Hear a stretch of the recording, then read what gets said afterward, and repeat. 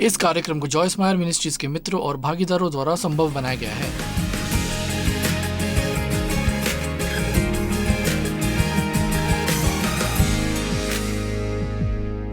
दूसरों की बुराई करना बहुत आसान काम है।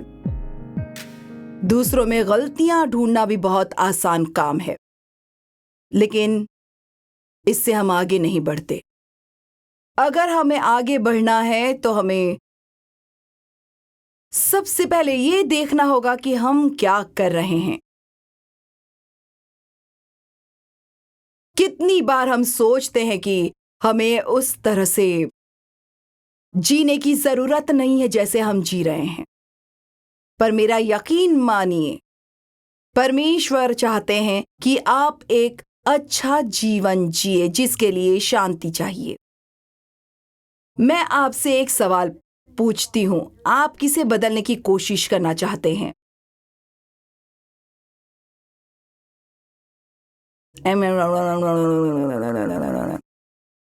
आपका पति, आपकी पत्नी, आपके बच्चों में से कौन? आपकी मां, आपके पिता, आपके पड़ोसी? आप लोगों को नहीं बदल सकते। आप उनके लिए प्रार्थना कर सकते हैं, लेकिन केवल परमेश्वर ही अंदर काम कर सकते हैं।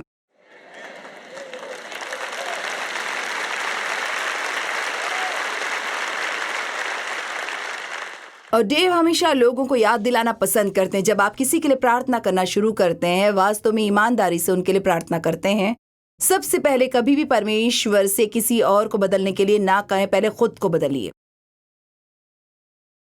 क्योंकि आप घमंड की भावना से अपनी प्रार्थना शुरू नहीं कर सकते। परमेश्वर उन्हें बदल दीजिए, उन्हें बदल दीजिए, उन्हें बदल दीजिए। मुझे अच्छी तरह से याद है, जब मैं डेव को बदलने के लिए प्रार्थना कर रही थी, मैं इनके पीछे पड़ी थी और मैं जोर दे रही थी, परमेश्वर आपको बदलना ही होगा डेव को, मैं इन्हें ज्यादा ऐसे नहीं बर्दाश्त करती, परमेश्वर इन्हें बदलिए। और परमेश्वर ने कहा, डेव में समस्या नहीं है। मैंने सोचा फिर किस में है? मुझ में ही है। और मैं आपको बताऊंगी क्या परमेश्वर ने मेरी आंखें खोली और मुझे दिखाया कि मेरे साथ रहना कैसा है, और मैं 3 दिनों तक रोई। तो आप में से कुछ लोग जो हर किसी को दोष दे रहे हैं, आप 1 या 2 घंटे ले सकते हैं और खुद को जांचिए और अपने आप में देखिए। शायद शायद शायद नहीं। हमारी समस्याओं के लिए हर किसी को दोष देना आसान है। सब कुछ तुम्हारी गलती है, तुम्हारी गलती है, तुम्हारी गलती है। ठीक है, अगर तुमने ऐसा नहीं किया होता तो ऐसा नहीं होता। आप जानते हैं, हम में से हर एक अपने व्यवहार के लिए जिम्मेदार है, चाहे दूसरा कैसे भी काम क्यों न कर रहा हो। आमीन। और ये भी कह देती हूं, किसी और को अपनी खुशी की जिम्मेदारी देना बंद कीजिए। Come on. खैर, तुमने मुझे खुश नहीं किया।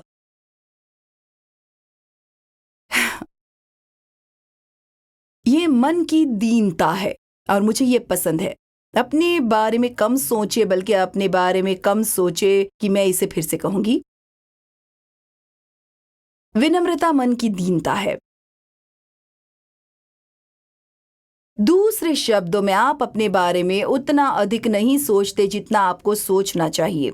वास्तव में आपके मन में इतना कुछ नहीं है, क्योंकि आप इस बारे में सोचने में व्यस्त हैं कि आप किसी और के बारे में क्या कर सकते हैं। यदि आप इतना खुश होना चाहते हैं तो आप शायद ही खुद को बर्दाश्त नहीं कर पाएंगे।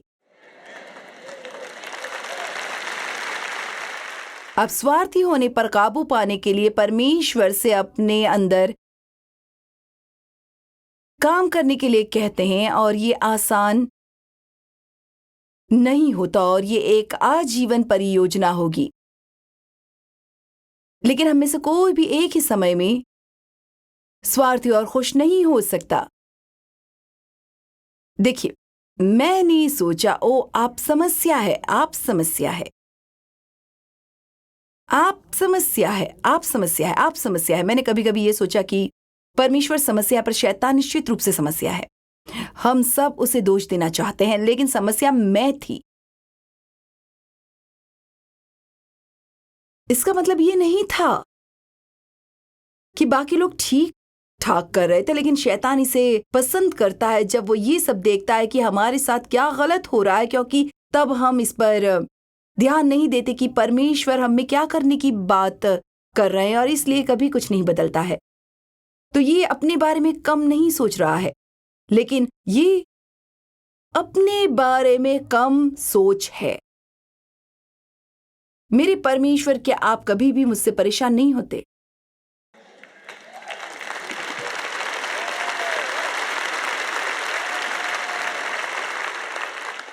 अगर मेरे जीवन में मेरे पास सब कुछ है तो ये कितना दयनीय जीवन है। यीशु ने स्वयं को दीन किया। क्या आप जानते हैं कि जब उन्होंने अपने शिष्यों के पैर धोए तो कोई भी ऐसा काम नहीं था जो नीच था। घर के सबसे निचले सेवक पैर धोते थे, और इसलिए यूहन्ना 13 में जब हम उस सुंदर कहानी को देखते हैं कि कैसे उन्होंने अपने कपड़े उतारे और एक सेवक का तौलिया पहना और पानी का एक बर्तन और तौलिया लिया और घुटने टेक कर अपने चेलों के पैर धोए, और आप वचन 17 तक पहुंचते हैं और ये कहता है, तुम तो ये बातें जानते हो और यदि उन पर चलो तो धन्य हो। और इसका मतलब ये नहीं है कि हमें पानी का एक बर्तन लेकर हर किसी के पैर धोने होंगे। ये एक सेवक का रवैया अपनाने की बात कर रहे हैं। मैं आपके लिए क्या कर सकता हूं का एक दृष्टिकोण। मैं आपकी क्या मदद कर सकता हूं? क्या होता अगर आप में से कितने लोग विवाहित हैं? ठीक है, क्या होता अगर आप शादी कर लेते और तब आपका सिर्फ यही लक्ष्य होता कि आप दूसरे व्यक्ति को कितना खुश कर सकते हैं। लेकिन देखिए, हम उम्मीद करते हैं कि दूसरे लोग हमें खुश करें। क्या ये सही नहीं है? हम उम्मीद करते हैं, आप जानते हैं, आपने मुझे खुश नहीं किया। आगे बढ़िए, आप जितना चाहें हंस सकते हैं। और इसलिए ये पहला विचार होगा जो मुझ में आएगा, ठीक है, अगर मैं अपनी देखभाल नहीं करूंगी तो कौन करेगा? खैर, परमेश्वर, कम से कम वो तो यही कहते हैं। लेकिन इसका अनुभव करने के लिए आपको थोड़ी देर इंतजार करना होगा, और कुछ समय तक कुछ भी नहीं बदलेगा और शैतान आपको बताएगा ये काम नहीं करेगा, और बेहतर होगा कि तुम अपना ख्याल खुद रखो और तुम उन्हें ये कहो कि वे तुम्हारे साथ ऐसा व्यवहार न करें। अगर तुम्हें लगता है कि तुम मुझे कुचल दोगे तो देख लेना फिर क्या होगा, क्योंकि मैं तुम्हारे लिए इतनी महत्वपूर्ण हूं कि तुम मेरे साथ ऐसा बर्ताव नहीं कर सकते।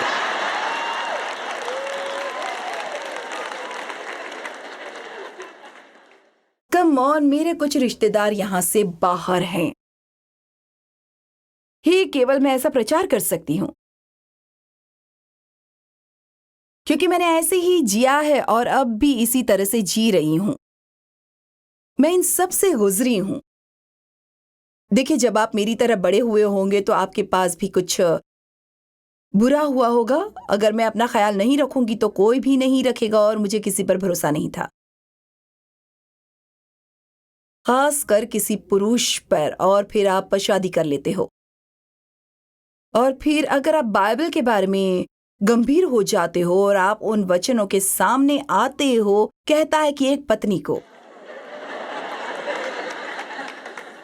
अपने पति के अधीन होना चाहिए।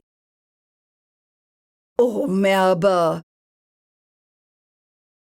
भी उस दर्द को महसूस कर सकती हूँ जब मैं पहली बार इसे पढ़ रही थी। मुझे तो ये भी नहीं पता था कि अधीनता शब्द को कैसे लिखा जाता है। इसे करना तो दूर की बात है, मैं चाहती थी हर कोई मेरे अधीन रहे। कम ऑन,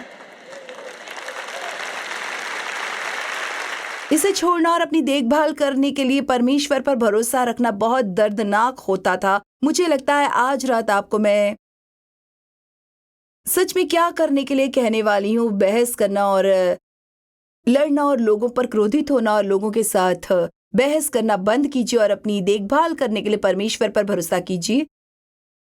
जब आपको लगता है कि कोई आपके साथ दुर्व्यवहार कर रहा है,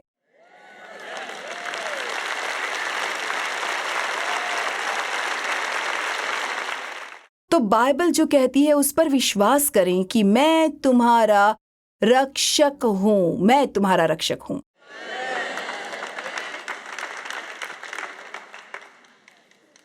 बाइबल यहां तक कहती है कि परमेश्वर उन गलत कामों का पलटा लेंगे जो लोग हमारे साथ करते हैं, लेकिन वो आपको सिर्फ वही नहीं लौटाएंगे जो आपसे लिया गया था, बल्कि इससे 2 गुना वापस देंगे। 2 गुना। मैं इसे आपकी परेशानी के बदले 2 गुना कहती हूं। वास्तव में अय्यूब कठिन दौर से गुजरा था। मेरा मतलब है, आप अय्यूब की पुस्तक पढ़ते हो और आप सोचते हैं उस व्यक्ति ने इसका सामना कैसे किया। वो एक धर्मी व्यक्ति था। अच्छे लोगों के लिए हमेशा अच्छी परिस्थितियां नहीं होती हैं। पौलुस ने कहा, जब मैं सही काम करने की कोशिश करता हूं तो बुराई हमेशा मौजूद रहती है। हम सभी जानते हैं कि तब कैसा लगता होगा। अहे परमेश्वर, मैं सिर्फ सही काम करने की कोशिश कर रहा हूं। ठीक है, यही एकमात्र तरीका है जिससे शैतान जानता है कि आपको सही काम करने की कोशिश करने से कैसे रोका जाए। आपको लगता है कि ये काम नहीं कर रहा है। आप जानते हैं जब हम बढ़ते हैं, ये अच्छा होगा आप इसे समझ लें। जब आप वही करते हैं जो सही होता है, तो आप सही काम कर रहे होते, जबकि आपके पास कुछ भी सही नहीं होता। और आप ये विश्वास करने की कोशिश करते हैं कि परमेश्वर आपकी देखभाल करेंगे। आप इंतजार करते हैं, आप इंतजार करते हैं, आप इंतजार करते हैं, पर कुछ भी नहीं होता। तो बस बाहर प्रतीक्षा करें, क्योंकि अगर आप परमेश्वर का इंतजार करेंगे तो प्रियो, मैं आपको बताती हूँ, जब परमेश्वर कार्य करने का फैसला करते हैं तो आप कृपा और आशीष देखेंगे और दरवाजे बस खुलने ही वाले हैं। परमेश्वर आपके लिए ऐसे काम करेंगे जिससे आपका मुंह आश्चर्य से खुला का खुला रह जाएगा।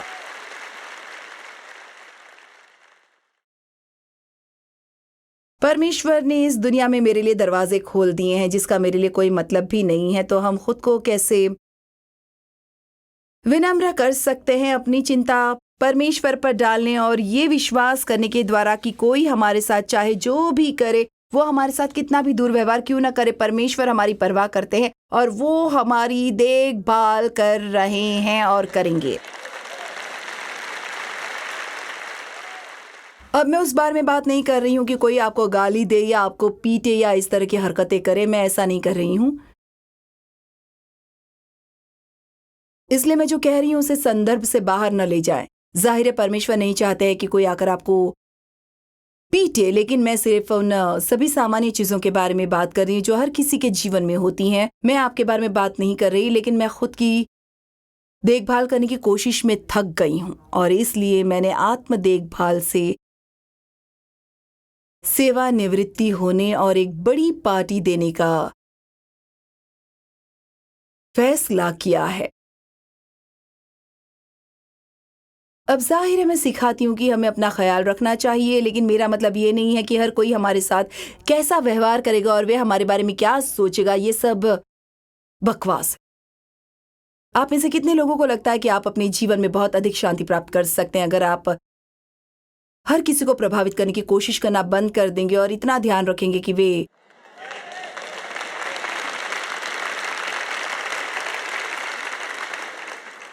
आपके बारे में क्या सोचते हैं, यीशु की विनम्रता के बारे में क्या। फिलिपियो 2:8 और मनुष्य के रूप में प्रकट होकर अपने आप को दीन किया और यहां तक कि आज्ञाकारी रहा कि मृत्यु, हाँ क्रूस की मृत्यु सह ली। अब क्या मैं आप लोगों को साफ साफ बता दूं कि बिना किसी दर्द के परमेश्वर की आज्ञा मानना असंभव होता है।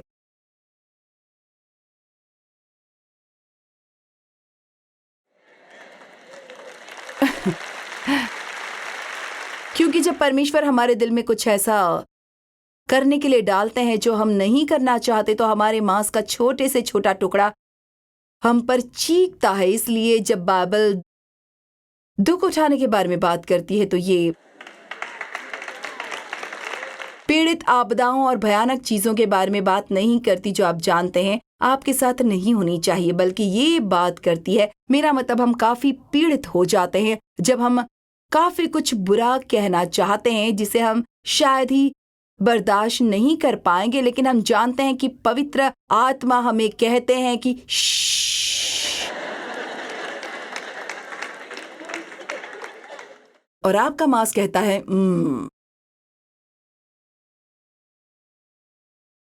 क्या आप सब मुझे समझ रहे हैं? आप जानते हैं वास्तव में ये सब इतनी बड़ी चीजें नहीं है जो हमने इतनी परेशानी में डाल रखी हैं। ये छोटी चीजें हैं जो बंद दरवाजों के पीछे घर में होती हैं।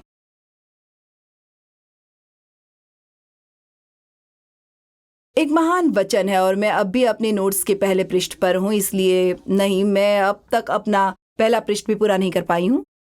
ये प्री नोट्स हैं जिन्हें मैंने जोड़ा है। मैं यहां से उस अंतिम वचन तक जाने वाली हूं जिसका मैं उपयोग करूंगी। ठीक है, 1 मिनट रुकिए, क्योंकि ये बहुत ही अच्छा है।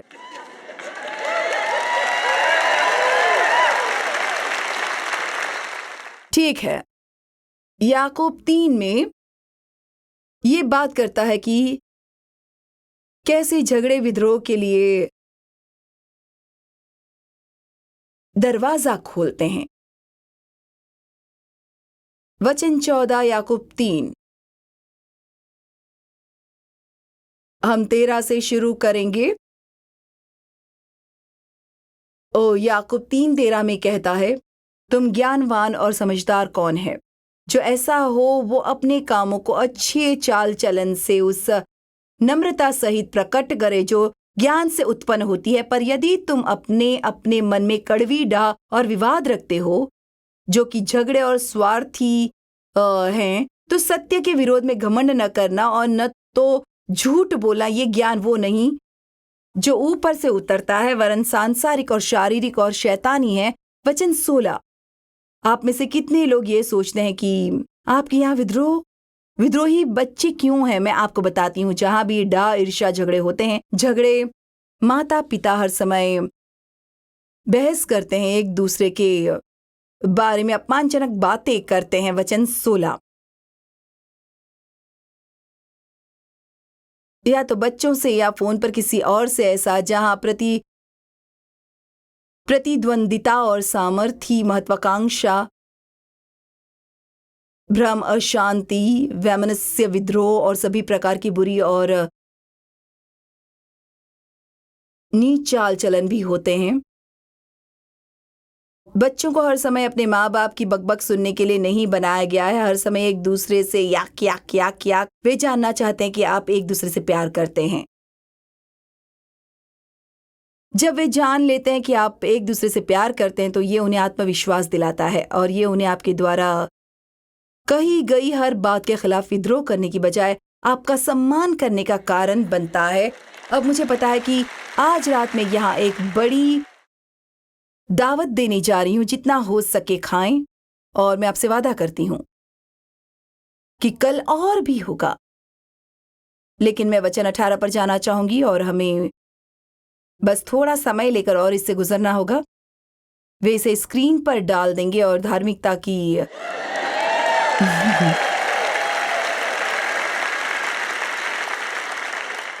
और धार्मिकता की फसल जो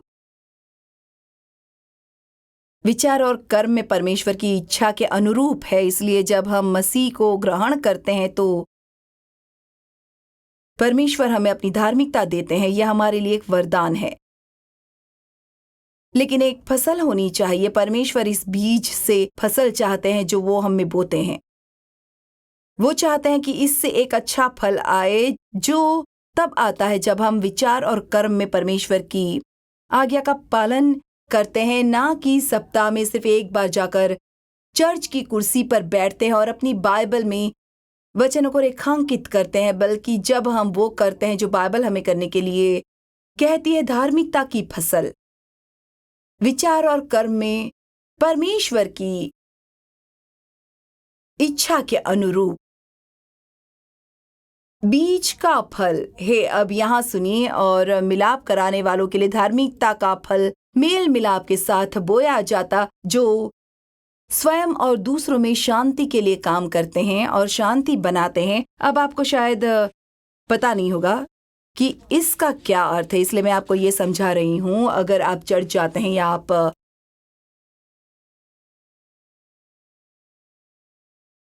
मीटिंग में आते हैं, और जब आप पहली बार यहाँ आए थे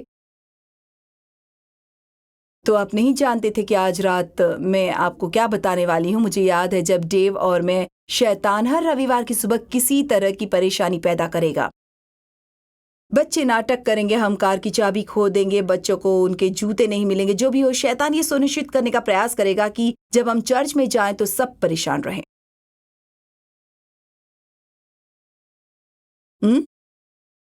और वो ऐसा इसलिए करता है क्योंकि भले ही आप चर्च जाएंगे, पर वो नहीं चाहता कि आप वहां पहुंचे और कोई शांति प्राप्त करें। क्योंकि अगर आपके पास कोई शांति नहीं है तो आप जो सुनते हैं उससे आपको कुछ लाभ नहीं होगा। इसलिए वो कहता है कि वचन का बीज शांति के दिल में किसी ऐसे व्यक्ति द्वारा बोया जाना चाहिए जो शांति के लिए काम करता है और शांति बनाता है। इसलिए मुझे यहाँ शांति से आना है और आपको भी यहाँ शांति से आना है। इससे कोई फर्क नहीं पड़ता कि हम एक दूसरे को देखकर कितना मुस्कुराते हैं और कहते हैं प्रभु की स्तुति हो। दिल की स्थिति मायने रखती है। मुझे याद है कि सामने की पंक्ति में खड़े होकर ओवरहेड पर गाने गा रहे थे। आप जानते हैं ये आसान है, वहां पर खड़े अक्षरों में शब्द लिखे हुए हैं, आप उन्हें बोल सकते हैं। और मैं डेव के बगल में खड़े होकर ये गा रही थी। मैं सब कुछ आत्मसमर्पण करती हूँ और सोच रही थी क्या वो ऐसा सोच रहे हैं जैसा कि आज मैं उनके लिए कुछ पकाने वाली हूँ। उन्हें तो फिक्र ही नहीं है, क्योंकि वो केवल गोल्फ खेलते हैं और मुझे सभी काम करने के लिए छोड़ देते हैं। मैं काम करती रही हूँ और वो खेलते रहे। मुझे याद है जब डेव और मैं चर्च जाते समय पूरे रास्ते बहस करते रहते थे, और जब कोई पहला व्यक्ति हमसे मिलता, ओह प्रभु की स्तुति हो, ओ कैसे हैं आप, सब ठीक है, धन्यवाद यीशु, हम भी ठीक हैं। क्या वो ऐसा सोच रहे हैं कि आज मैं उनके लिए कुछ पकाने वाली हूं? उन्हें तो फिक्र ही नहीं है। कार में बैठकर घर जाते समय पूरे रास्ते बहस करते हैं और फिर आश्चर्य करते हैं कि हमें आशीष क्यों नहीं मिल रही है। आखिरकार हम दशमांश दे रहे हैं।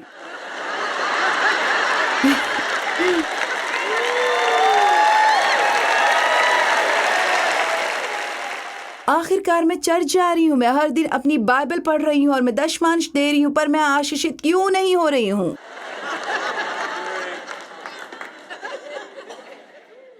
क्योंकि आप में झगड़े हो रहे हैं, आप 10 लोगों पर क्रोधित होते हैं। आप में से कुछ लोग आज रात यहां किसी ऐसे व्यक्ति के साथ आए हैं जिस पर आप नाराज हैं, और मैं हाथ उठाने के लिए नहीं कहूंगी।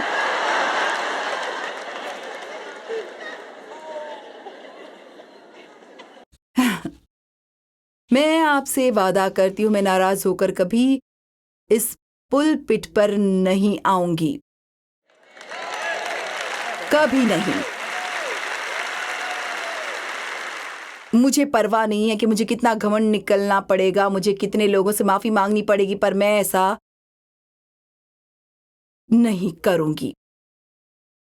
और अगर आप भी यही प्रतिबद्धता निभाएंगे कि आप अपने दिल को शांति से भरे बिना कभी भी वचन सुनने नहीं जाएंगे और हर किसी को माफ कर देंगे जिसके विरुद्ध आपके दिल में कुछ भी है, शैतान किसी भी अन्य तरीके की तुलना में अविश्वासियों के जीवन में उनकी अक्षमा द्वारा अधिक जगह प्राप्त करता है।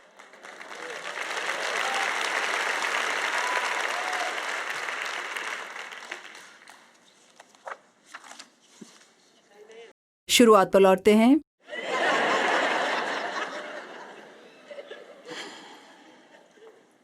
सबसे पहले आपको झगड़ों को पहचानना होगा और फिर आपको यह महसूस करना होगा कि यह कितना खतरनाक है। खैर, हम ज्यादा शांति और ज्यादा एकता कैसे प्राप्त कर सकते हैं? ठीक है, जब भी आपको कोई समाधान नहीं मिलता तो गुस्सा न करें। यह मेरे लिए अच्छा है और यह आपके लिए भी अच्छा है कि कभी कभी आप अपने तरीकों को न अपनाएं। और ये आपके बच्चों के लिए भी अच्छा है कि हर समय वे अपना तरीका न अपनाएं।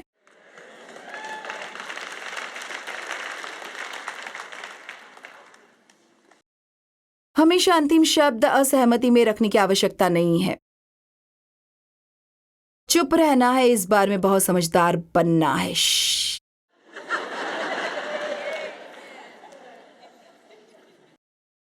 जब आपकी आवाज सब तक या एक निश्चित स्तर तक पहुंच जाती है तो ये एक सुराग है। मैं खुद को परेशानी में डालने वाली हूं। मुझे अब कमरे से बाहर जाना होगा।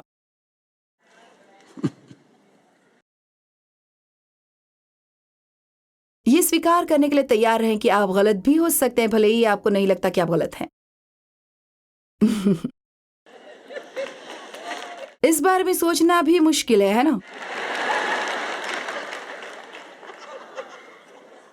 जल्दी से माफी मांगे जब आपको कोई समस्या होती है, तो इससे कोई फर्क नहीं पड़ता कि ये किसकी गलती है। ओ, सही होने से कहीं ज्यादा मूल्यवान शांति है, बहुत ही बड़ी शांति। मैं आपको कुछ बताना चाहती हूँ, शायद आपको इसके बारे में नहीं पता, लेकिन आपको अपने जीवन का आनंद लेना है।